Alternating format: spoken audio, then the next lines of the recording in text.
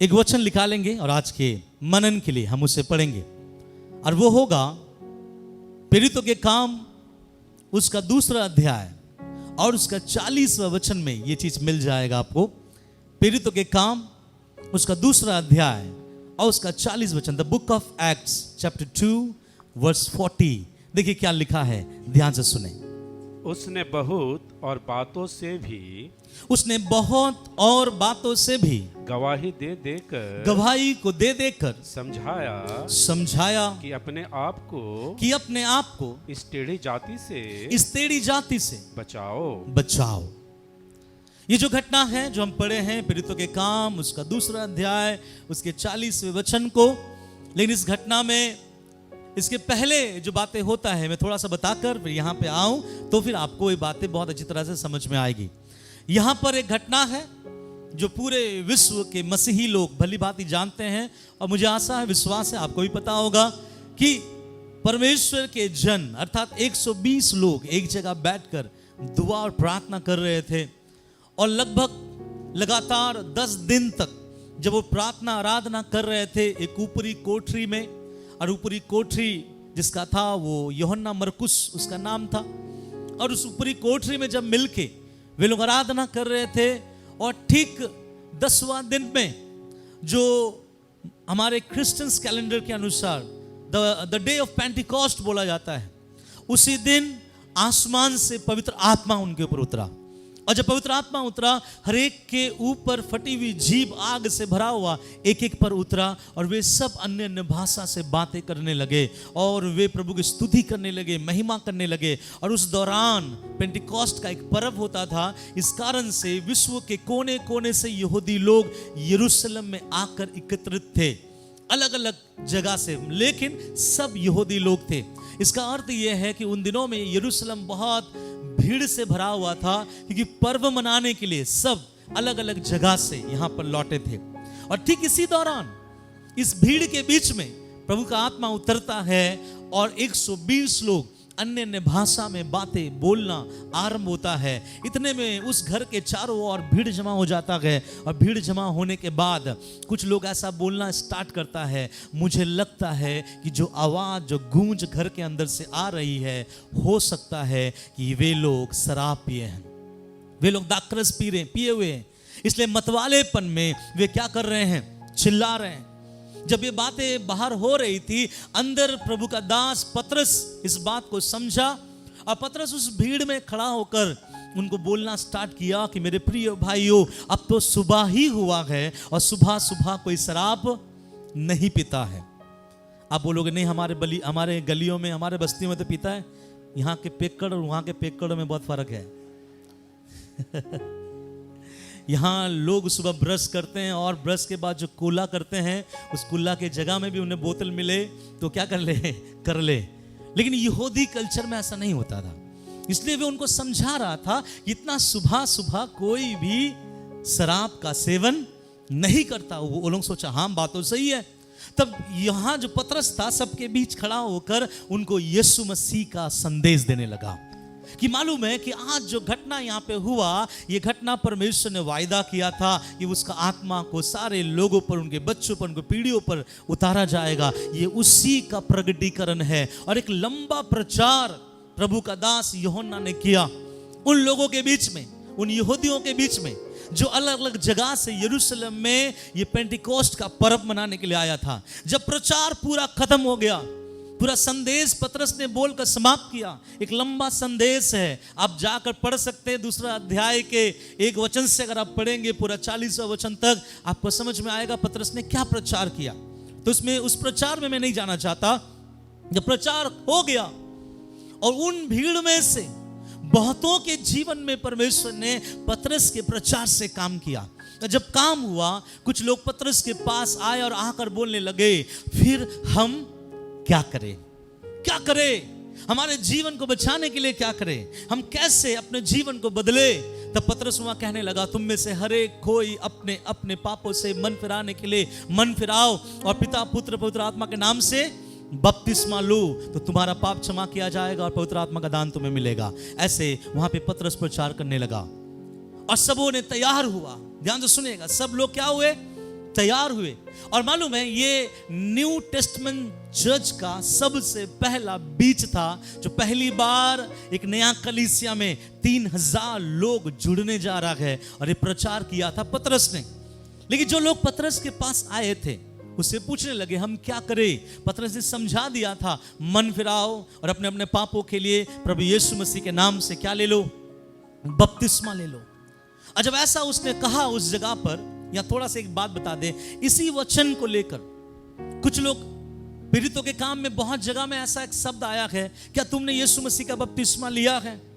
पीड़ितों के काम में बहुत सारे जगह में, मुझे लगता है 19वें अध्याय में भी आया है, क्या तुमने मसीह का बपतिस्मा या यीशु मसीह का बपतिस्मा लिया है। इसी वचन से एक रॉन्ग टीचिंग निकला है मसीही जगत में, एक क्या बोलेंगे, कल्ट्स निकला है, जो लोग ये विश्वास करते हैं कि बपतिस्मा लेते समय यीशु मसीह के नाम से डुबकी बपतिस्मा हम ले सकते हैं, क्योंकि यहां लिखा है कि उन लोगों ने बोला था क्या तुमने यीशु मसीह का बपतिस्मा लिया है। तो ये मुझे भी बहुत लोग पूछते हैं, तो पीड़ितों के काम में है तो क्या हम यीशु मसीह के नाम से केवल बपतिस्मा नहीं दे सकते। मैंने कहा नहीं दे सकते। तो वो लोग पूछते क्यों नहीं दे सकते। चेलों ने यहां पे कहा, अभी थियोलॉजिकली समझाएं तो हम समझा सकते हैं, लेकिन सिंपली रैंडमली एक बात समझाने के लिए मैं समझा देता हूं कि आप किसके बात को मानोगे, पीड़ितों के बात को या यीशु मसीह के बात को। आप किसके बात को मानोगे। पीड़ितों के काम का किताब किसने लिखा है। पीड़ितों के काम का किताब किसने लिखा है, लूका ने।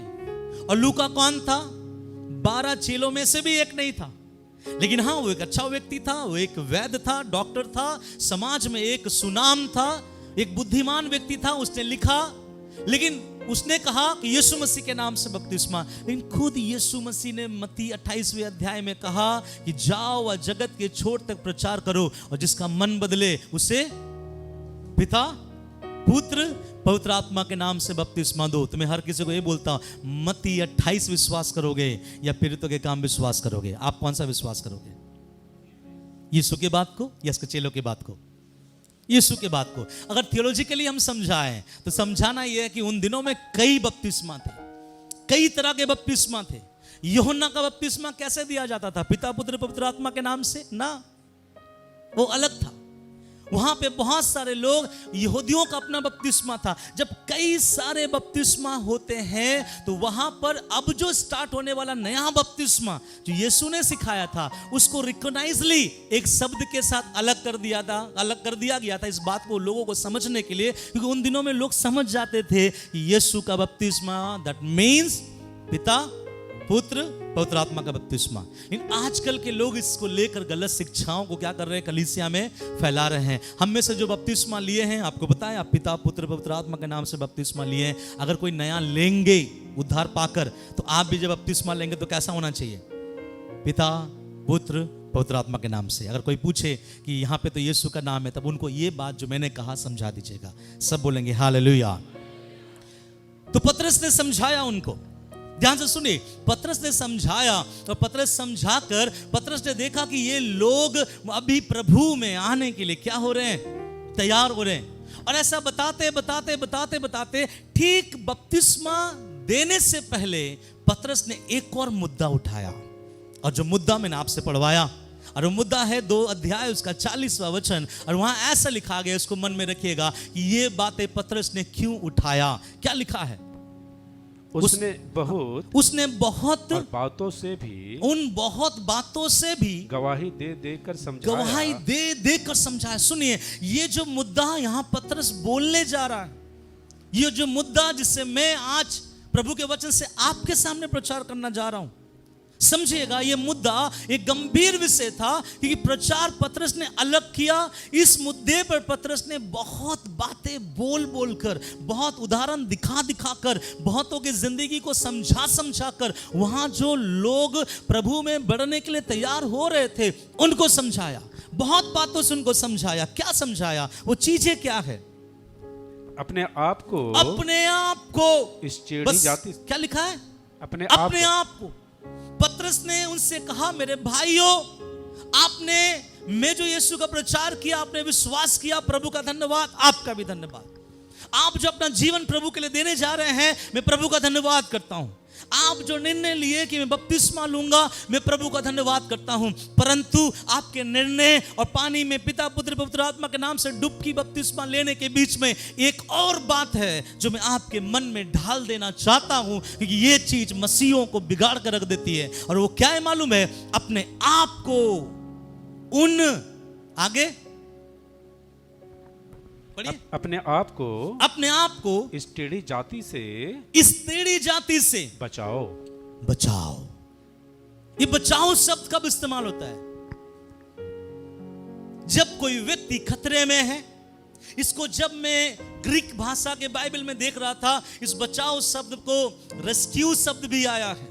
और आपको मालूम है रेस्क्यू शब्द अंग्रेजी में कब आता है? एक ऐसा व्यक्ति जब बुरी हालात में फंसा हो, मौत और जिंदगी के बीच में जूझ रहा हो, उसके बीच में से उसको वहां से निकालने के क्रियाओं को बोला जाता है रेस्क्यू।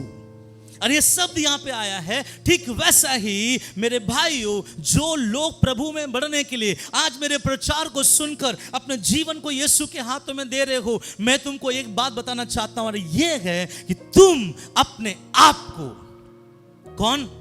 तुम अपने आप को, क्योंकि आज पतरस प्रचार कर रहा है, कल मैं तेरे साथ नहीं रहूंगा, आज मैं तेरे साथ प्रार्थना करूंगा, कल मैं तेरे साथ नहीं रहूंगा, आज तेरे साथ तेरे घर में बैठ के रोटी खाऊंगा, परंतु कल मैं तेरे साथ नहीं रहूंगा। बिकॉज मसीहत जो जीवन है वो अकेले का जीवन है, अकेले का सिद्धांत है, अकेले का विश्वास है। ना पिता पति को ले जा सकता है, ना पति पत्नी को ले जा सकता है, ना बाप मां अपने बच्चों को ले जा सकता है। मसीह जिंदगी अकेले की जिंदगी है।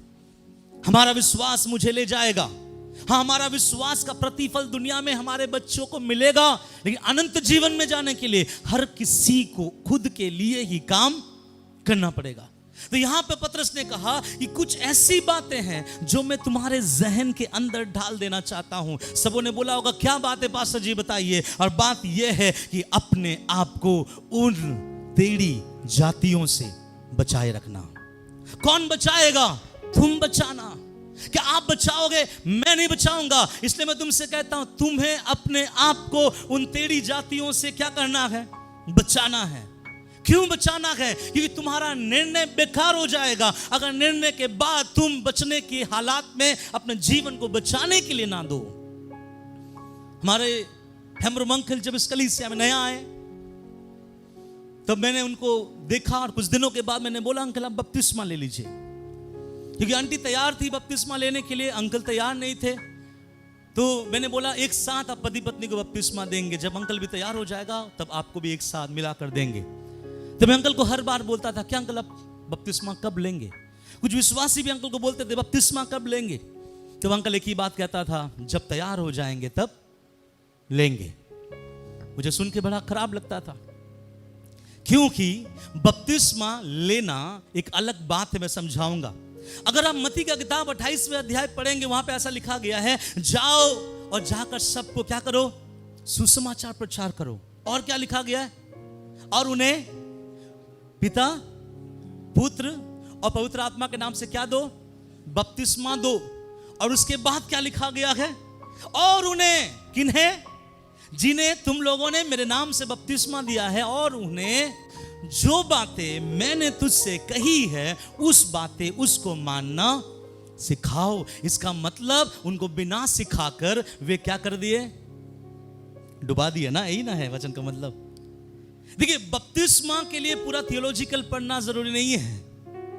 बपतिस्मा के लिए इतना जानना जरूरी है कि खुदा तू मेरे लिए आया था, मैं पापी हूं, तू मेरे लिए मारा गया, गाड़ा गया, तू दोबारा आने वाला है मुझ जैसे पापी को अपने साथ स्वर्ग में ले जाने के लिए। ये इनफ है। आप अपने पाप के बारे अवगत हो गए, बपतिस्मा ले लो। परंतु बपतिस्मा लेने के बाद वहां लिखा गया है कि उनको वो बातें मानना सिखा जो मैंने तुझे मानना सिखाया। अब बपतिस्मा के बाद आपका मसीह जिंदगी, क्या बोलूंगा, आपका ऐसा एक जीवन स्टार्ट होता है। अब आपको सीखना है कि मैं अपने आप उन टेढ़ी जातियों से बचाऊं, तो बचाऊं कैसे? इसलिए प्रभु का दास ने कहा, अपने आप को उन टेढ़ी जातियों से बचाना। तुम बचाना, तुम समझना, तुम्हें समझना है। अगर तुम अपने आप को उन टेढ़ी जातियों से बचाओगे तो अच्छा है। आगे क्या लिखा है उसी वचन के आगे में देखिए, अतः जिन्होंने उसका वचन ग्रहण किया। कौन सा वचन ग्रहण किया? जिन्होंने उसका वचन ग्रहण किया। कौन सा वचन ग्रहण किया? जो प्रचार उसने पहले किया और जो बातें उसने अभी बताया, इस बातों को जिसने क्या किया? ग्रहण किया। उन्होंने बपतिस्मा लिया और उसी दिन 3000 पुरुष मनुष्यों के लगभग 3000 मनुष्य के लगभग उनमें मिल गया। इसका मतलब वहां 3000 लोग नहीं थे, 3000 लोगों के अलावा और भी हजारों लोग थे। लेकिन इन 3000 को छोड़कर बाकी के सब जो लोग थे वही लोग थे जिसके बारे पतरस उंगली दिखाकर बोल रहा था, संकेत कर रहा था, इन टेढ़ी जाति से अपने आप को बचाए रखना। सुनिए, टेढ़ी जातियां दिखने में समझ में नहीं आती है, क्योंकि वो भी पतरस का प्रचार सुना, ये भी सुन रहे थे और वो भी सुन रहे थे। इनके पास भी सवाल था, लेकिन जब पतरस प्रचार करते करते करते करते इस जगह पर आया और इस जगह पर आकर बोला कि सुनो, अपने आप को उन टेढ़ी जातियों से बचाए रखना, तो पतरस ये बोलना चाह रहा था कि तुम सीधी जाति, और जो बच गया है वो कौन सी जाति? टेढ़ी जाति। क्यों पतरस ने कहा टेढ़ी जाति? क्या कारण है? मैं उसमें नहीं जाना चाहता, लेकिन एक बात मैं आपको साफ साफ बता देना चाहता हूं, हमारा आत्मिक जीवन का बढ़ोतरी इस बात में है कि हमको उस टेढ़ी जाति से अपने आप को बचाना बहुत क्या है? जरूरी है। क्यों? क्योंकि अगर टेढ़ी जातियों से अगर आप नहीं बचे, टेढ़ी चीजों से ना बचे, टेढ़ी सोच वालों से ना बचे, टेढ़ी बात बोलने वालों से ना बचे, वो स्वभाव, वो गुण, वो बातें आपके अंदर भी क्या होने लगेगा? प्रकट होने लगेगा।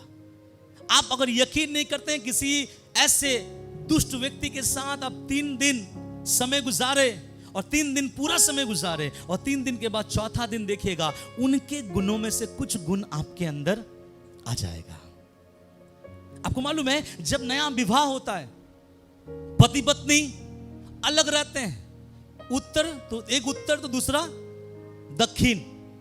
इसको सुबह आलू खाना पसंद होता है तो उसको सुबह उपमा खाना पसंद होता है। देखे होंगे नए शादी जब आपका हुआ है, आप लोगों को सबको इस चीज का एहसास होगा। दोनों डिफरेंट होते हैं, अलग होते हैं, लेकिन कुछ साल जब समय गुजारता है और एक समय वो लोग ऐसे जगह पे आके खड़ा हो जाते हैं, तेरी इच्छा मेरी इच्छा क्या हो जाता है? एक हो जाता है, मिल जाता है। ये उसको समझने लगता है, ये उसको समझने लगता है और दोनों आपस में अंडरस्टैंडिंग में बढ़ जाता है। क्यों मालूम है? साथ रहने के द्वारा।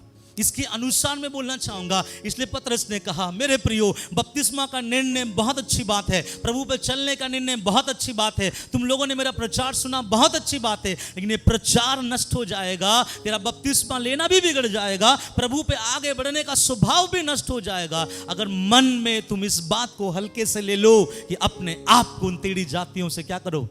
बचाए रखो। इसलिए हर वक्त हमको ये समझना है, अपने आप को टेढ़ी जाति से बचाओ। अब मैं एक बात बताऊंगा, प्रभु ने टेढ़ी जाति से अपने आप को बचाओ कहा, प्रभु ने टेढ़ी जाति से अपने आप को भगा दो नहीं कहा। कुछ लोग बोलेंगे फिर तो हम इंडिया छोड़ देंगे, कुछ लोग बोलेंगे पास्टर जी हम जो बस्ती में रहते हैं फिर वो बस्ती बहुत खराब है, मेरे लिए ऐसा बस्ती देखे जहां पे कोई लोग पाप नहीं करता। ऐसा तो मैं भी ढूंढ रहा हूं, अभी तक नहीं मिला। ऐसा कोई बस्ती है क्या? हाँ, आप लोग अलग अलग जगह से हैं, ऐसा कोई बस्ती आपको मिला है? दुनिया का प्रथम ऐसा बस्ती जहां कोई व्यक्ति पाप नहीं करता नहीं है, ना आपको मिलेगा ना मुझे मिलेगा। क्यों?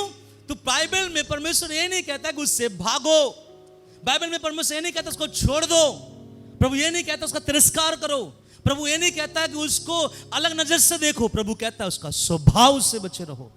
क्या आपने भजन संगीता पढ़ा है? उसका भजन संगीता 1 में जब पढ़ते हैं वहां लिखा गया है, एक पुरुष है जो अपने ऋतु में फलता है, उनका जो भी कार्य में वो हाथ लगाता है वो सफल होता है, परंतु उसका एक क्वालिटी है। क्वालिटी क्या मालूम है? वो पापियों के मार्ग में खड़ा नहीं होता, वो ठट्टा करने वाले मंडली में बैठता नहीं। क्यों? क्योंकि उसको पता है मंडली ठट्टा कर रही है, परंतु मुझे उस मंडली में बैठना नहीं है, ये मार्ग पापियों का है, लोग जा रहे तो जाने दो, लेकिन मुझे नहीं जाना है। और इसलिए वहां लिखा गया, इसलिए वो पुरुष जो चाहे वो करे, परमेश्वर उसके हाथों के कामों को क्या करता है? सफल बनाता है। हालेलुया। हम संसार से भाग नहीं सकते, बुरे लोगों को छोड़ नहीं सकते, बुरे लोगों को त्याग नहीं सकते, उसके बीच हमें रहकर एक चीज करना है, बस खुद को बचाते रहना है। क्या करते रहना है? बचाते रहना है। कैसे बचाओगे आप? कितने लोग होली के दिन बाहर गए थे? हमारे इस कलीसिया के विश्वासी में से कितने लोग होली के दिन, होली समझते हैं आप, रंग वाला खेल जो हुआ, कितने लोग बाहर गए थे, है ना? ओके, जब बाहर जाते थे कैसे जाते हैं आप? वहां से नहीं करना, मत करना। आप जो शर्ट पहन के गए, और कभी कभार हम पूरे कोशिशों के बावजूद हम देखते हैं कि हम वही शर्ट पहन के घर आते हैं। बचाते हैं ना अपने आप को। कोई जंगली जगह पे आप घुस रहे हैं, वहां कुछ कचरा है, कुछ चीजों को आपको वहां से उठाना है, आप अपने आप को बहुत बचाते हुए कि ये गंदा मेरे शर्ट में ना लग जाए, ये चीज मेरे ऊपर ना आ जाए, बहुत बचाते हुए आप जाते हैं, उस चीज को लेते हैं और वापस आते हैं। ठीक प्रभु कहता है अपने आप को ऐसा ही इस दुनिया के जंगली झाड़ियों के बीच में रेस्क्यू करते रहना। क्या करते रहना? रेस्क्यू करते रहना। आप कौन करेगा? पतरस जी आप आओगे? पतरस बोलेगा भैया मेरा प्रचार आज मैं कर दिया ना यहाँ पे, हाँ कल तू मुझे यहाँ नहीं देखेगा, क्योंकि प्रभु ने कहा जगत के छोर तक मुझे क्या करना है? प्रचार करना है। आप बोलोगे पास्टर संजय आप करोगे? प्रभु मैं बोलूंगा नहीं, मुझे प्रभु ने वो काम नहीं दिया, मुझे प्रभु ने बोला वचन बताओ, अब वचन सुनना आपको है, आपको करना है, रेस्क्यू आपको करना है, बुराई से आपको बचना है, उन टेढ़ी जातियों से आपको निकलना है, उन टेढ़े स्वभाव से आपको हटना है। कुछ लोग बोलते हैं पास्टर जी मैं बहुत निकलना चाहता हूं लेकिन मैं निकल नहीं पा रहा हूं। क्या लगता है सच है? कुछ लोग बोलते हैं मेरे दोस्त लोग बहुत गंदे हैं, मैं निकलना चाहता हूं परंतु मैं निकल नहीं पा रहा हूं। हो ही नहीं सकता। आप जाके निकालोगे आपके दोस्त लोग आपको मार डालेंगे, उसके दोस्त आपको मार डालेंगे। आपको अपने दोस्तों को छोड़कर क्या करना पड़ेगा? निकलना पड़ेगा। आप उन दोस्तों के साथ हैं जो बुरी बुरी लफ्जों में बात करते हैं, आप आपके दोस्त को मेंटेन कर रहे हो कि ये मेरा मित्र है, कोई बात नहीं, ये बुरी बुरी बातें कर रहे हैं मैं सुन लूंगा, नहीं, आप उस जगह से निकलो भैया, उस जगह से हटो। कहीं क्यों ऐसा ना हो जाए कि आप उस जातियों की तरह हो जाए और आपका उद्धार, आपका सामर्थ, आपका अभिषेक, आपका मिनिस्ट्री, आपका आत्मा, आपका वरदान आपके अंदर खाली पड़ जाए।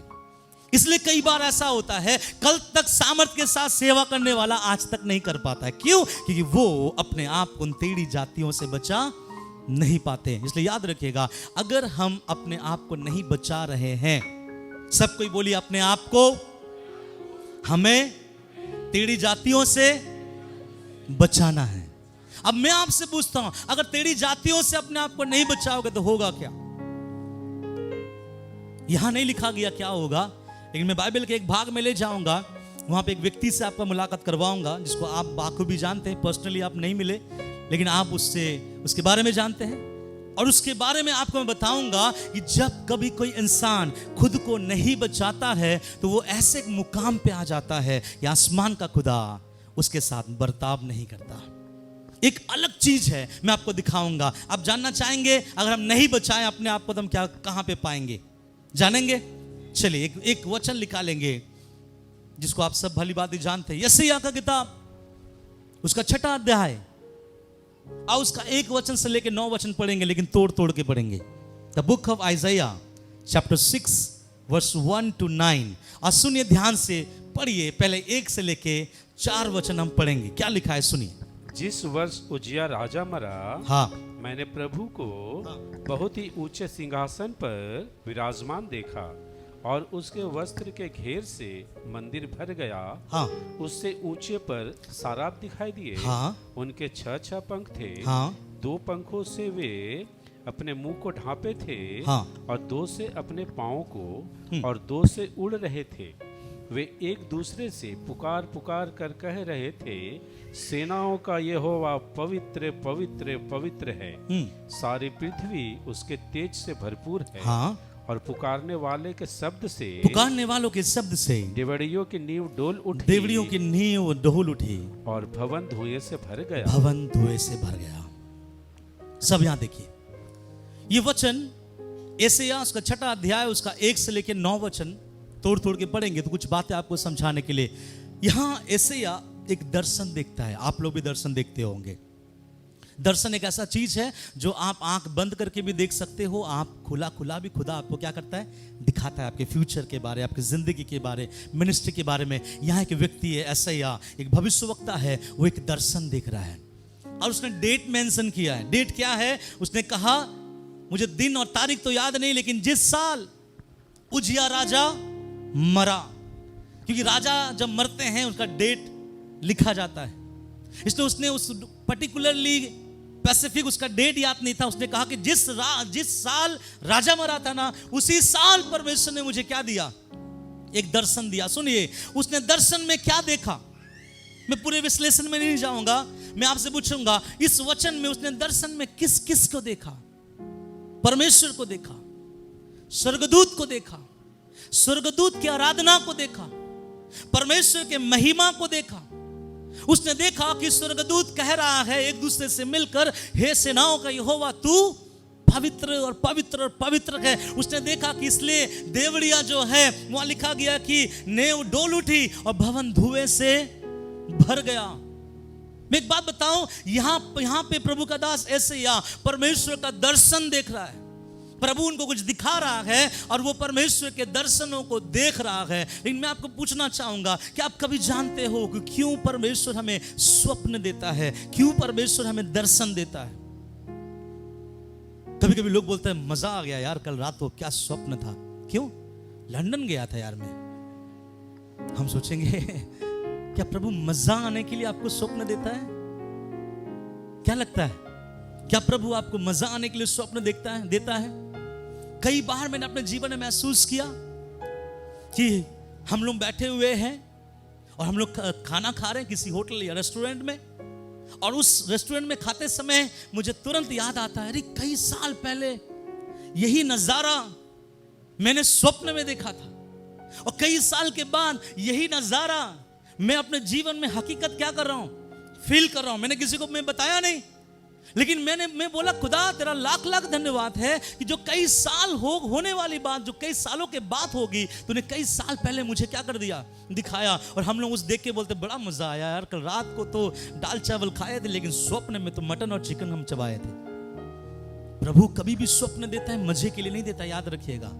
बहुत मजा आया, ऑस्ट्रेलिया घूम के आया, बहुत मजा आया, नहीं। प्रभु अगर आपको, मैं बोल रहा हूं मसीहों को, अगर दिखा रहा कि ऑस्ट्रेलिया के स्ट्रीट में आप घूम रहे हो, आमीन बोलना, आपका खुदा एक दिन घुमाएगा, मजे के लिए नहीं। तो यहां जब उसको दर्शन दे रहा है, ये वो परमेश्वर को देख रहा है, उसकी उपस्थिति को देख रहा है, स्वर्गदूतों को देख रहा है, उसकी महिमा को देख रहा है, आराधना के शब्द को सुन रहा है। एक लेवल है स्पिरिचुअल लाइफ का, यहां पे ये केवल देख रहा है, यहां इससे कोई बात नहीं कर रहा, ना ही ये किसी से बात कर रहा है, परंतु ये केवल क्या कर रहा है, देख रहा है। आप में से बहुत कोई अपनी जिंदगी में ऐसे महसूस किए होंगे, ये पास्टर जी मैंने अपने जीवन में मिरेकल देखा, मैंने अपने जीवन में प्रभु के सामर्थ को देखा, मैंने अपनी जिंदगी में अद्भुत अद्भुत चिन्ह और चमत्कारों को देखा, आज तक मेरा परमेश्वर ने मुझसे बातें नहीं की। ऐसे कितने लोग हैं जो मेरे इस बात पे अपने हाथों को खड़ा करेंगे कि हाँ मैंने भी बहुत प्रभु का दर्शन देखा, चंगाई देखा, अद्भुत काम देखा, लेकिन आज तक आसमान का परमेश्वर मुझसे बात नहीं किया। कितने लोग हैं? कोई नहीं है, सबसे बात किया परमेश्वर। कुछ गुप्त बातें मैं आपको बताऊंगा। कभी कभी आपको परमेश्वर आपके आत्मिक परिस्थितियों के आधार पर व्यवहार करता है। वो आपसे इसलिए बात नहीं करता क्योंकि कुछ चीजें हैं कि वो आपसे बात कर ही नहीं सकता। यहां मालूम है वो प्रभु उस अपने दास से बात नहीं कर रहा है, लेकिन अपने दास को दिखा रहा है कि मैं सामर्थी हूं, मेरा वैभव बहुत ऊंचा है, स्वर्गदूत चारों ओर मेरे हैं, स्वर्गदूत उड़ रहा है और स्वर्गदूत मेरी क्या कर रहा है, महिमा कर रहा है, और धुएं से भवन में भर गया। ये महिमा की बातों को यहां पर प्रभु का दास ऐसे ही देख रहा है। लेकिन एशिया के जीवन में देखने से भी बढ़कर कुछ हुआ, वहां तक हमें जाना बहुत जरूरी है। मैं बोलना ये चाहता हूं, क्यों परमेश्वर हमसे बातें नहीं करता, या क्यों परमेश्वर की बातें हमारे पास नहीं आता। ध्यान से सुनेगा, एशिया पहले देखने लगा। मैंने आपसे कहा जब भी कुछ परमेश्वर हमें दिखाता है वो हमारे मजे के लिए दिखाता नहीं है। लास्ट टाइम जब हम लोगों ने 7 दिन का उपवास रखा था, ब्रदर सैम ने मुझसे कहा, लास्ट डे है ना, ब्रदर सैम ने मुझसे कहा, पास्टर जी मैंने कल रात प्रभु ने एक स्वप्न, ये दर्शन दिखाया, एक लंबा स्वप्न, ये लंबा दर्शन, उसने मेरे साथ उस चीज को बांटा, और प्रभु ने जो मुझे बुद्धि दिया उसके अनुसार मैंने उसको एक्सप्लेन किया।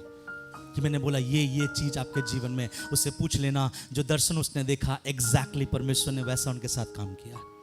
प्रभु ने उनके जीवन में बता दिया कि बेटा मैंने तेरी जिंदगी में उपवास के दौरान इन इन कामों को मैंने किया है। प्रभु कभी कभी हमारे आंख खुले अवस्था में हमसे बातें नहीं कर पाता। जब हम बंद हो जाते हैं, आंख बंद हो जाता है, हमारा दिमाग काम करना बंद हो जाता है, तब हमारा आत्मा जब जगा रहता है, तब वो आत्मा हमारे आत्मा को दिखा सकता है कि हम आत्मिक रीति में कहाँ पर है और कहाँ पहुँचने वाले हैं। और यहाँ पे इसको दिखा रहा है। जब ये दिखा रहा है, परमेश्वर बात नहीं कर रहा है, परमेश्वर से कुछ बोल नहीं रहा है, ये केवल देख रहा है। और आप में से कई लोग प्रभु का दर्शन देखे, प्रभु का चंगाई देखे, लेकिन प्रभु आपसे बातें नहीं किया, बिकॉज वहां कुछ बातें हैं। जब ये देख रहा था, एशिया को कुछ हुआ। अब देखिए क्या हुआ। तब मैंने कहा, तब एशिया बोलने लगा, हाय हाय हाय हाय, मैं नष्ट हुआ। मैं क्या हुआ? नष्ट हुआ। क्यों ऐसे आप नष्ट हो रहे हैं?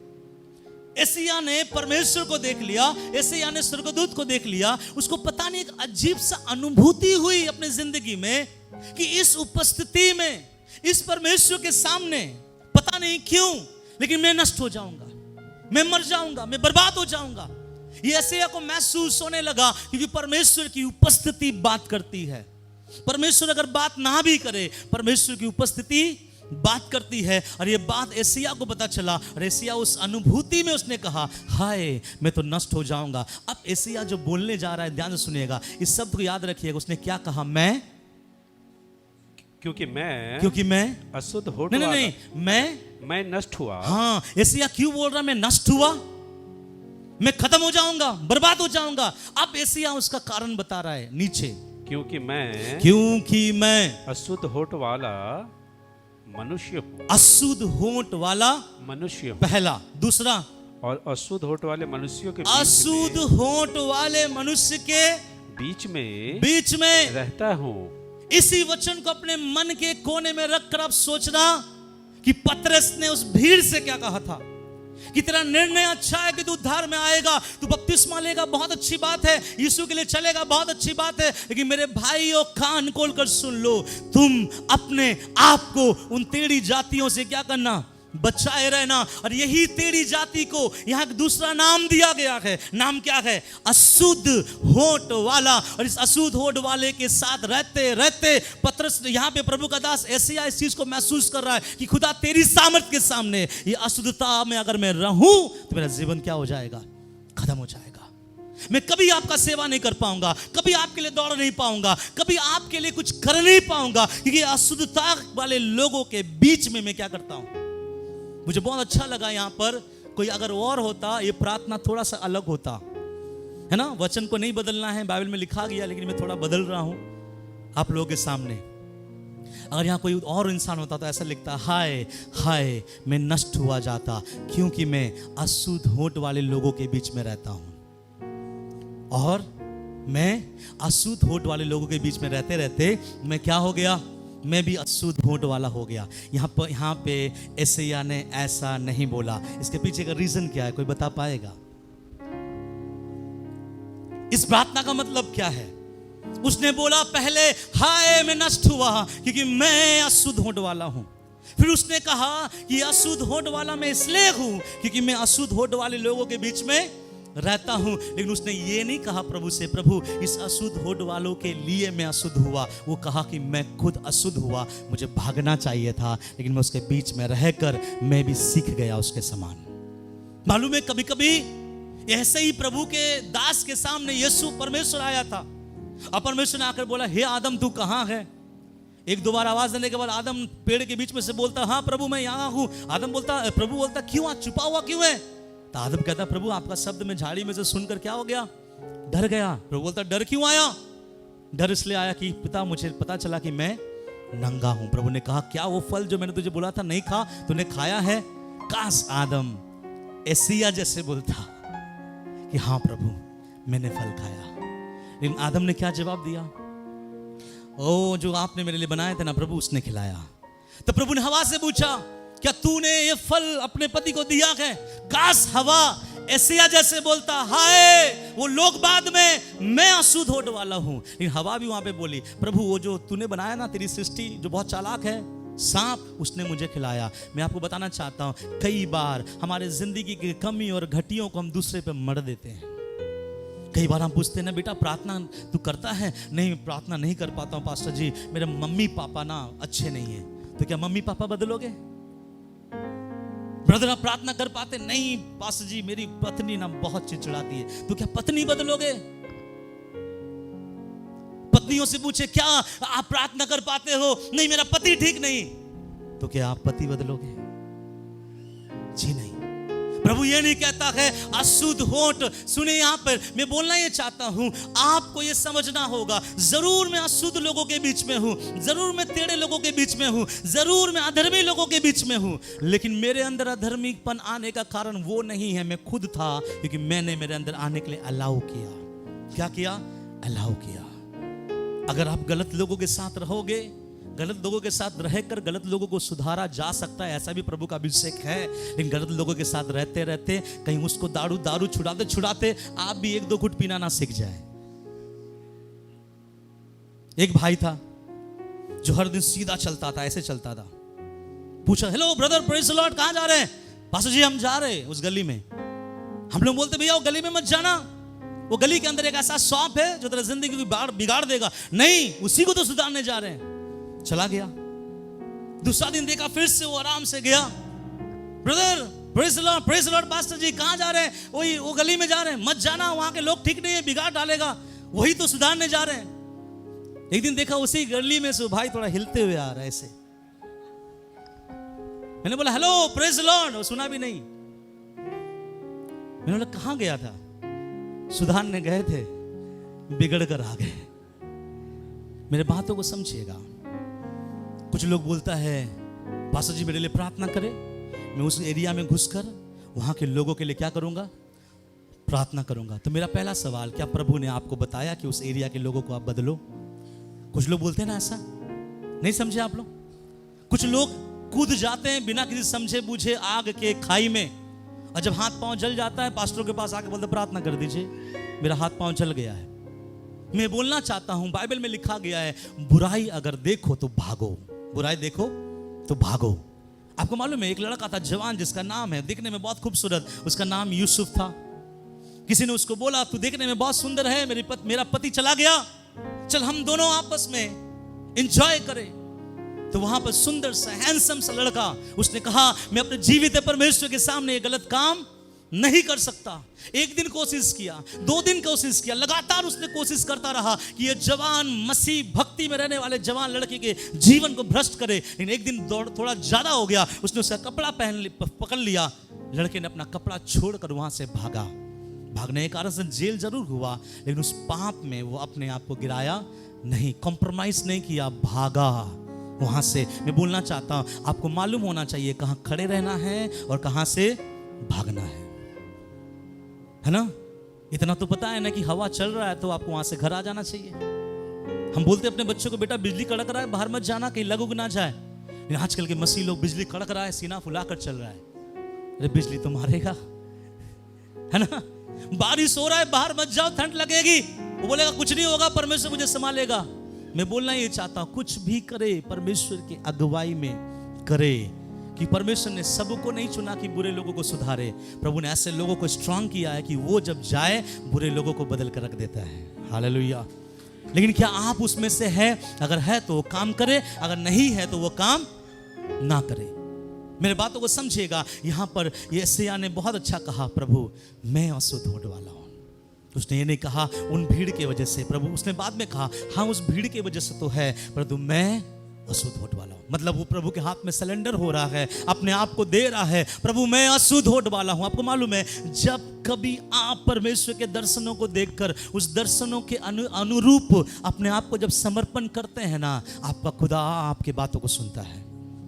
अगर किसी ने रात को दर्शन देखा है, दिन में आंख खोलकर अगर प्रार्थना कर रहे हैं, इसका मतलब प्रभु ने जो दिखाया उसके प्रतिफल स्वरूप आप सुबह उठ के जब प्रार्थना करते हैं परमेश्वर काम करेगा। लेकिन यहाँ लिखा गया है कि उसने कहा हाय मैं अशुद्ध होने वाला हूँ। मैं आपसे पूछता हूँ ये बातें आंख खोलकर हो रही थी या दर्शन में हो रहा था?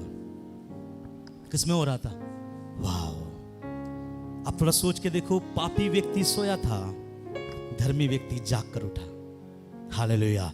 मैं जो बोला हूँ आप समझे कि नहीं पता, लेकिन परमेश्वर के लोगों में ऐसा हो सकता है कि आपका रात वो पवित्र बना दे, आपका रात जरूर पापी अवस्था में सोए होंगे, लेकिन जब सुबह आप उठे होंगे आपको लगेगा भैया मैं एक ही क्षण में, एक ही दिन में मेरा जीवन कहां से कहां चला गया। आप बोलोगे ऐसा हो सकता है, मैं बोलूंगा हो सकता है। याद करो उस मंजर को, प्रभु के दो बगल में दो चोर और डाकू थे। एक ने कहा तो अगर परमेश्वर का पुत्र है तो मुझे बचा और खुद भी बच। दूसरे ने कहा प्रभु तू, उसको कहा तू क्यों इसको ऐसा कहता है, हम लोग अपने गुनाह का सजा भोग रहे हैं, ये तो परमेश्वर का पुत्र है। और उसने यीशु से एक रिक्वेस्ट किया कि प्रभु मुझे क्या करना, मेरी सुध ही लेना, मेरा याद करना। प्रभु ने कहा मेरे बेटे आज ही तू मेरे साथ स्वर्ग के लोक में।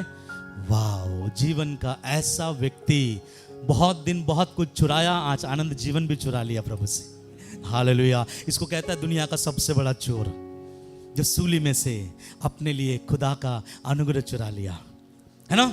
आप सोच के देखिए, पूरा जिंदगी भर उसने गलत काम किया, जिंदगी भर गड़बड़ किया, सब कुछ करता रहा, लेकिन आखिरी क्षण, अब थोड़े देर में लोग आने वाले, इसको मारने वाले हैं, जीवन समाप्त होने वाला है, मरने से थोड़े देर पहले अपने खुदा से कहा मुझे थोड़ा सा याद करना। देखिए यहाँ लोग बोलते हैं कि ऐसा बोले से प्रभु उनको उद्धार कर दिया, नहीं, प्रभु ने उसके हृदय को देखा। वो हृदय से कह रहा था खुदा तो मुझे याद करना, मुझे मालूम है तू वहां जाएगा, अब मुझे मालूम है मैं भी तेरे साथ वहां जाऊंगा अगर तू चाहेगा तो। जब उसने अपने आप को समर्पण किया, परमेश्वर ने क्या कहा, परमेश्वर के बेटे ने कहा तो आज मेरे साथ स्वर्ग लोक में होगा। अविश्वास करना, वो आज तक स्वर्ग लोक में है। हालेलुया। यहाँ पर कोई है जो प्रभु के दर्शनों को देखकर दर्शन में ही हाथ उठाकर प्रभु के सामने आंसू के साथ कह रहा है हाय प्रभु मैं तो अशुद्ध हूँ, मेरा स्वभाव अशुद्ध है, मेरा बोली अशुद्ध है, मैं अशुद्ध लोगों के साथ रहता हूँ, मैं अशुद्ध लोगों का क्रियाएं करता हूँ, क्या मेरे लिए कुछ हो सकता है। जब वो प्रभु के ऊपर या प्रभु के ऊपर नजर रख के जब वो बोलने लगा प्रभु हाय मैं नष्ट हुआ जाता हूँ, तब परमेश्वर ने उनके लिए उपाय निकाला। और उपाय क्या था? ये उपाय हर किसी के जीवन में होना बहुत क्या है, जरूरी है। अब देखिए वहां पे कुछ होता है, अब आगे बढ़िए, क्या लिखा गया है। क्योंकि मैंने हाँ सेनाओं के यहोवा महाराजा धीराज को हाँ अपनी आंखों से देखा है। अब 6 और 7 वचन देखिए क्या लिखा गया है। तब एक सराफ अर्थात दूतों का एक ग्रुप है, उसका नाम है सराफ, हाथ में अंगारा लिए हुए जिसे उसे चिमटे से वेदी पर से उठा लिया। कहां से उठाया? वेदी पर से। बोलिए ना, कहां से उठाया? क्या कभी आपको वेदी का सामर्थ का अनुभव है? यहां पर जब कोई व्यक्ति अपने परमेश्वर के सामने कहता है हाय मैं तो अशुद्ध हूं, मुझे बदलना है प्रभु, उन लोगों से मुझे बाहर निकलना है। पतरस ने कहा अपने आप को उन टेढ़ी जातियों में से क्या कर, बचा के रख। और यहाँ पर ऐसे ही अब अपने आप को बचाने के लिए अपने परमेश्वर से दोहाई कर रहा है। परमेश्वर ने उनके लिए उपाय भेजा। क्या भेजा मालूम है? स्वर्गदूत हाथ में चिमटे पर एक आग का चीजें लेकर, वो भी आग कहां से लिया? वेदी। वेदी का मतलब क्या है? कौन सा वेदी? स्वर्ग में जो मंदिर है परमेश्वर के सामने, वहां से उस वेदी से क्या ले आया? आग ले आया। और उस वेदी से आग लेके आकर क्या किया? आग लेके आकर मेरे पास उड़कर आया। उसने उससे मेरे मुंह को छूकर कहा देख, हाँ इसने तेरे होठों को छू लिया है। इसने तेरे होठों को छू लिया। अब यहाँ पर बड़े आत्मिकता से इस वचन पे गौर कीजिएगा। इसने तेरे होठों को छू लिया, इसलिए तेरा अधर्म दूर हो गया। 2 चीज वहां लिखा है, इसलिए तेरा अधर्म दूर हुआ और तेरे पाप क्षमा हो गए। अशुद्ध लोगों के साथ रहकर एक भविष्यवक्ता क्या बन गया था? अधर्मी। एक भविष्यवक्ता क्या बन गया था? पापी। जब मैं पढ़ता हूं मुझे बार बार इस चीज को बोलने के लिए मुझे अच्छा लगता है। ये 6ठा अध्याय है, लेकिन ऐसे ही आप पहले अध्याय से प्रभु का दास था, पहले अध्याय से सेवा कर रहा है। आप देखिए, पढ़ के देखिएगा, वो प्रभु के सेवा में है। लेकिन 6ठा अध्याय में ये कह रहा है मैं अशुद्ध लोगों के साथ रहते रहते अधर्मी बन गया। अशुद्ध लोगों के साथ रहते रहते मैं क्या बन गया? पापी बन गया।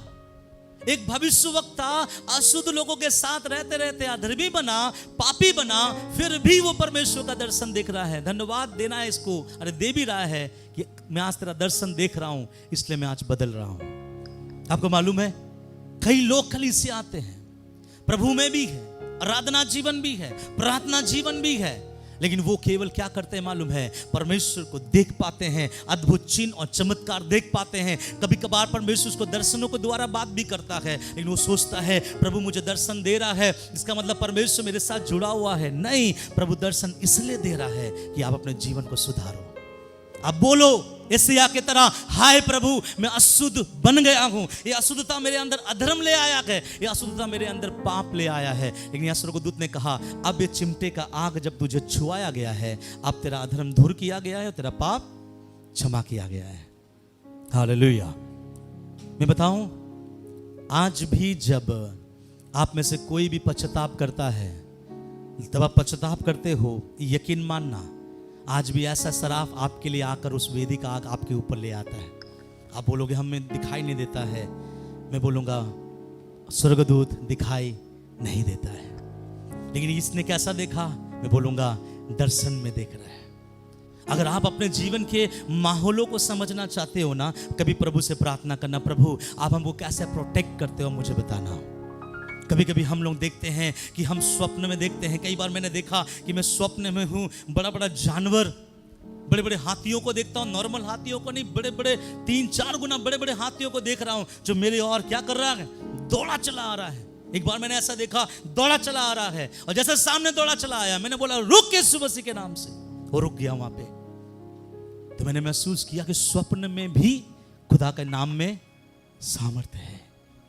एक बार मैंने स्वप्न देखा, एक ऐसा व्यक्ति था जो मेरे साथ गलत करना चाह रहा था, मुझे बुला रहा था, मैं वहां पर गया और मुझे बैठा, उस व्यक्ति से मैं बात कर रहा था, उसने मुझे कुछ गलत करने के लिए बोल रहा था।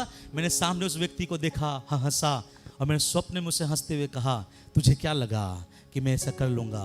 मैं कभी ऐसा नहीं कर सकता, क्योंकि मैं परमेश्वर का बेटा हूँ। मैं सुबह उठा, मुझे इतना सुकून महसूस हुआ ना कि प्रभु धन्यवाद, मैं स्वप्न में भी पास्टर था। आप केवल हकीकत में विश्वासी नहीं है मेरे प्रियो, स्वप्न में भी विश्वासी है।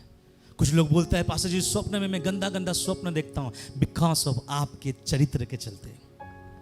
कुछ लोग गंदे गंदे सपने देखते हैं। प्रार्थना करना है, आप स्वप्न में अगर गंदा देख रहे हो तो आपका जो शैतान है आपको स्वप्न में गंदगी में ले जा रहा है। लेकिन अगर आप बचना चाहते हो, प्रभु से बोलना, प्रभु मेरा जीता जागता जीवन और मेरा सोने के बाद का जीवन तेरे हाथों में सौंपता हूँ। शैतान ना यहाँ छू पाएगा, ना आपके आंख बंद होने के बाद छू पाएगा। वहाँ भी आप विश्वासी रहेंगे, यहाँ भी आप विश्वासी रहेंगे। मैं सुबह उठा, मेरे वाइफ को मैंने कहा कि कामनी, मैंने कल रात को ऐसा स्वप्न देखा। मुझे खुशी स्वप्न का नहीं, खुशी इस बात का था कि मैंने स्वप्न को, उस पाप को ना बोला। तो मैंने महसूस किया जब आपका जीवन आत्मिक रीति में आगे बढ़ता है, स्वप्न में आपका कंट्रोल होगा। और यहाँ पे प्रभु के दास कह रहा है स्वप्न में, खुदा मैं तो अशुद्ध होठ वाला हूँ। अरे अशुद्ध होठ वाले के साथ रह रह के मेरे अंदर क्या आना स्टार्ट हो गया, मैं अधर्मी बन गया और ऐसा हो गया। तब वहाँ स्वर्गदूत आया और उसके वेदी का अंगारा उसके मुंह को क्या कर लिया, छुआ। और जब मुंह को छुआ, सुनिए ध्यान से, यहाँ पे यशायाह का जीवन थोड़ा बदला। क्या बदला, मैं आपको समझाना चाहूंगा। जब उसके मुंह को छुआ और सब बोले, जब अधर्म दूर किया गया, जब पाप दूर किया गया। अगर मैं आपसे पूछूं अधर्म दूर कब होता है, पाप कब दूर होता है? किसी भी व्यक्ति के जीवन से अधर्म कब हटेगा, पाप कब हटेगा? जब वो व्यक्ति खुद कहेगा कि मैं अशुद्ध होठ वाला हूं। किसी के प्रार्थना से जीवन नहीं बदलता, सुनिए, किसी के प्रार्थना से फेवर मिलेगा आपको, किसी के प्रार्थना से थोड़े समय के लिए राहत मिलेगा आपको, लेकिन पश्चाताप आपका जीवन में आपको ये डिक्लेयर करना पड़ेगा, खुदा मैं पापी हूं, परमेश्वर मैं अशुद्ध होने वाला हूं, परमेश्वर मैं तेरी जातियों के बीच में रहता हूं, इससे मुझे बाहर निकाल। तब परमेश्वर का दूत आपके लिए भी उस चिमटे में क्या लेके आएगा, वो अंगारा ले आएगा। जब वो छुएगा, अधर्म दूर होगा, पाप दूर होगा। देखिए इसके जीवन में क्या हो रहा है, जो आपके जीवन में भी होगा। अब पढ़िएगा उसका आगे में क्या लिखा गया, 8 वचन। तब मैंने प्रभु का यह वचन सुना। मुझे तो ये वचन बहुत अच्छा लगा। मैं ये सोचने लगा कि यशायाह तू खुदा को देख रहा था, उसकी महिमा को देख रहा था, स्वर्गदूत को देख रहा था, उसकी उपस्थिति को महसूस कर रहा था। यशायाह कहता है नहीं, जब मैंने अपने पाप को खुदा के सामने बताया, आज पहली बार मैं उसको सुन भी रहा हूं। यहाँ लिखा है तब मैंने परमेश्वर के वचन को सुना। Hallelujah, wow, what a great life. जब हम खुदा के शब्द को क्या करते हैं, अभी मैं आप में से हर एक से पूछूं, आप कब परमेश्वर की आवाज को सुनोगे? आपको आंसर मिल गया, जब आपके अंदर के अधर्म निकल जाएंगे, आपके पाप हट जाएगा। उस दिन ना केवल आप परमेश्वर के दर्शन को देखोगे कि वो सिंहासन में बैठा है, आप सुनोगे भी जो वो आपसे बात करता है। वो आपसे बात करेगा। कहाँ बात करेगा? जरूर वो स्वप्न में करेगा, लेकिन वो आपसे बात करेगा। और यहाँ पहली बार क्या लिखा गया है? तब वहां लिखा गया, तब मैंने प्रभु का यह वचन सुना। इसका मतलब यशायाह का क्या हो गया? इसको क्या बोलते हैं अंग्रेजी में? प्रमोशन हो गया। क्या हो गया? कितने लोग प्रभु में प्रमोशन करवाना चाहते हैं? तो अपने परमेश्वर से कहना, खुदा मैं अशुद्ध होठ वाला हूं। जब अशुद्ध होठ आपके अंदर से उस वेदी का अंगारा का छू के हटाया जाएगा, अधर्म दूर होगा, पाप दूर होगा, यकीन मानना आपके जीवन का दर्शन आपका परमेश्वर बदलेगा। और उसके बाद प्रभु ना केवल दर्शन दिखाएगा, प्रभु आपके कानों में शब्द भी सुनाएगा। यशायाह सुन रहा है, प्रभु कुछ कह रहा है। अब देखिए आगे क्या लिखा गया। तब लिखा गया, पर प्रभु का यह वचन मैंने सुना, मैं किसको भेजूं? मैं किसको भेजूं? और हमारी ओर से, किसकी ओर से? हमारी ओर से। किसकी ओर से? हमारी ओर से मतलब प्रभु की। हमारी ओर से मतलब प्रभु की ओर से, प्रभु के साइड से। तो हमारी ओर से कौन जाएगा? लेकिन यहाँ एक व्यक्ति था जो अभी अभी पवित्र हुआ था, अभी अभी ठीक हुआ। उसने एक आवाज किया, मतलब ना केवल आप सुनोगे, आप रिस्पॉन्ड भी करोगे। इसने कहा, हे मेरे प्रभु, तब मैंने कहा, मैं यहाँ हूँ, मुझे भेज, भेज। नवा नंबर का पहला वचन, बस एक छोटा सा पढ़िए। उसने कहा, तब परमेश्वर ने कहा, जा। Praise the Lord. सब बोले जा। लेकिन यहां पर ये क्या कह रहा है? परमेश्वर कह रहा है हमारी ओर से। इतना जल्दी वो प्रभु का हो गया। कुछ लोग बोलते हैं ना, कल आया था कलीसिया में, जुम्मा देखो आज कितना आराधना कर रहा है। अरे करेगा, कल आने वाला व्यक्ति थोड़ी ना 15 दिन बाद प्रभु का बेटा या बेटी बनेगा। अगर आज एक पापी 1 सेकंड पहले खुदा को विश्वास करता है, 1 सेकंड बाद वो परमेश्वर का प्रिय बेटा बनता है।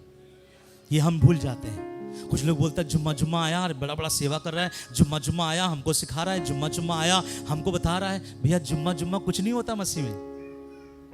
बाइबल में लिखा गया है, यदि कोई मसीह में है तो वो, हाँ, और नए सृष्टि उसने खुद पैदा नहीं किया, खुदा ने उसके जीवन में फिट करके ढाला है। और जब उसको नया सृष्टि मिला, इसको एक बोल्डनेस आ गया अपने परमेश्वर के वचन के ऊपर बात करने का। वहां से आवाज आ रहा है, हमारी ओर से कौन जाएगा? हम लोग अगर होते तो आपस में बात करते, है ना। अगर हम 2-3 भाई वहां पे होते, दर्शन देखते होते, तो हम बात करते, हमारी ओर से बोला है ना प्रभु, या क्या बोला, कोई भी जा सकता है। तो हमको बोलेगा नहीं पास्टर जी बोला है कि हमारी ओर से। अच्छा, हम तो प्रभु की ओर से नहीं है, स्वर्ग की ओर से जाने के लिए बोला होगा, लेकिन उसने बोला हमारी ओर से। दैट मीन्स वो कंफर्म था, जो व्यक्ति का अधर्म क्षमा हो जाता है, जो व्यक्ति का पाप क्षमा किया जाता है, वो व्यक्ति किसी का नहीं, परंतु किसका है? स्वर्ग का। हम किसके हैं? बोले ना, हम किसके हैं? बोले स्वर्ग के हैं। तो हमारी ओर से कौन जाएगा? तब यशायाह कहता है, मुझे भेज और मैं जाऊंगा। तब परमेश्वर ने बोला, नहीं, तू तो अभी अभी उद्धार पाया है, तू अभी भी अपना पाप का पश्चाताप किया है, थोड़ा ट्रेनिंग ले, बाइबल कॉलेज जा, थोड़ा सीख ले, 3-3, 4-4 घंटा प्रार्थना कर, तब सेवा में जाना। प्रभु ने कहा जा। प्रभु ने कहा जा। कि मालूम है, ऐसे कहावत है ना अन्य जाति में, जब आंख खुला तब, नहीं सुने आप लोग? हाँ, जब आंख खुला तभी सवेरा। कल तक आप पापी हो सकते, लेकिन आज इस कलीसिया खत्म होने के बाद एक महान सामर्थ्य अभिषेक से भरा हुआ धर्मी व्यक्ति के रूप में निकल सकते हैं आप। हालेलुया। हो सकते आप गलत चीजों को लेकर आए होंगे, लेकिन आज दुआ में, प्रार्थना में, आपके अंतरिय आत्मा से अगर आप खुदा को चिल्लाएं। किसी को लोगों को लगता है कि मैं जब बोलूं तो प्रभु सुन लेगा, तो मत बोलना, दिल से बोलना खुदा को। कि मन तो है खुदा में चिल्लाने का कि मैं बहुत बड़ा पापी हूं, लेकिन किसी लोगों के सामने मैं चिल्ला नहीं पा रहा। दिल के गहराई से प्रभु से बोलना, मैं क्या हूं। क्योंकि जब ऐसे ही चिल्ला रहा था, आवाज नहीं था वहां, क्योंकि वो कहां चिल्ला रहा था? स्वप्न में। लेकिन स्वप्न में भी चिल्लाना सुनता है खुदा, मेरा और आपका परमेश्वर। इसलिए अगर आप दिल से भी चिल्लाओगे ना कि प्रभु मैंने गुनहगार हूं, मैं चिल्लाता हूं दिल से कि प्रभु मुझे, मेरे अशुद्ध होंठ से मुझे क्या कर, बचा। तब प्रभु वही स्वर्गदूत का अंगारा आपके जीव तक ले आएगा। और जिस दिन आप क्षमा हो जाओगे, मैं आपको बताना चाहता हूं, तब प्रभु आपको केवल अपने आप को दिखाएगा नहीं, क्या करेगा? सुनाएगा। कितने लोग प्रभु को केवल देखना चाहते हैं? है ना। कितने लोग ताजमहल देखना चाहते हैं। ताजमहल सब देखता है भैया, ताजमहल में 3 दिन रात सो के आओ तो मजा आएगा ना। नहीं समझ रहे। कुछ लोग कुछ चीजें देखना पसंद करता है। कुछ लोग बोलते हैं मुझे लंदन देखना है। देख लो, यूट्यूब में है, लंदन मारो आ जाएगा। लेकिन यूट्यूब में देखना और जाके देखने में बहुत क्या है, फर्क है। तो कितने लोग प्रभु को देखना चाहते हैं। आप बोले मैं देखूंगा बाद में, मैं सुनूंगा अपने परमेश्वर का। और मालूम है, एक व्यक्ति को देखना है दूर से देख सकते, लेकिन एक व्यक्ति का सुनना है तो हाँ पास आना पड़ेगा। तो यहाँ पे ऐसे ही आप परमेश्वर के क्या आ गया, पास आया। प्रभु ने बोला कौन जाएगा हमारी ओर से। ऐसे ने कहा क्या प्रभु मैं जाऊंगा। तो यीशु ने कहा जा, विदाउट एनी कोई तरह का क्रिटिसिज्म नहीं किया प्रभु ने, कुछ तरह का टोका नहीं प्रभु ने कि तू कल आया था, तू तो थोड़ी देर पहले अशुद्ध होंठ वाले के बीच में रहता। क्योंकि प्रभु कभी भी किसी को टोकता नहीं। अगर आज आप जीवन को समर्पित करोगे, यकीन मानो निकलते समय एक सामर्थी व्यक्ति बन के निकलोगे। हालेलुया। सब मिलके बोलेंगे हालेलुया।